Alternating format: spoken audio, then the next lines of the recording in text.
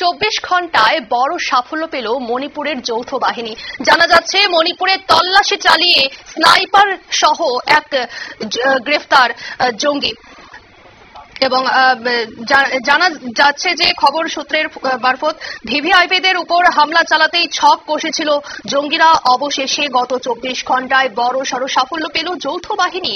মণিপুরে তল্লাশি চালিয়ে স্নাইপার সহ গ্রেফতার এক জঙ্গি। এই নিয়ে বিস্তারিত জানবো, আমাদের সঙ্গে রয়েছে প্রতিনিধি শেখ মনিরুল। মনিরুল, কি জানতে পারছো?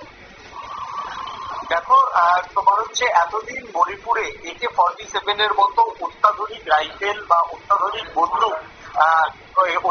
বন্দুক বাজেয়াপ্ত হলেও এই প্রথম হচ্ছে স্নাইপার রাইফেল বাজেয়াপ্ত করলো মণিপুর পুলিশ, যার ফলে কিন্তু চিন্তা মণিপুরের পুলিশের আরো বেড়েছে।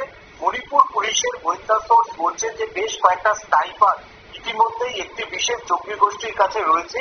সেই সমস্ত স্নাইপার দিয়ে মণিপুরের যারা ভিভিআইপি রয়েছে, সেটা জনপ্রতিনিধি হতে পারে এবং প্রশাসনের শীর্ষ কর্তা হতে পারে, সেই সমস্ত শীর্ষ কর্তাদের উপর হামলা চালানোর জন্য বায়ানবার হয়ে এই স্নাইপার গুলি মণিপুরে প্রবেশ করেছে এবং একটি স্নাইপার ইতিমধ্যেই তল্লাশি চালিয়ে এক জঙ্গি সহ স্নাইপারটিকে বাজেয়াপ্ত করেছে। যেটা জানা যাচ্ছে যে তোমার হচ্ছে ইম্ফল ওয়েস্ট ডিস্ট্রিক্ট থেকে এই স্নাইপার রাইফেলটি আটক করে। অন্যদিকে ইম্ফল ওয়েস্ট ডিস্ট্রিক্ট থেকে এসিপির অ্যাপেলো মেইতি নামে গতকাল রাতের বেলা 37 বছরের এক যুবককে প্রথমে আটক করে, তারপর তার হাত থেকেও কিন্তু অস্ত্র বাজেয়াপ্ত করে।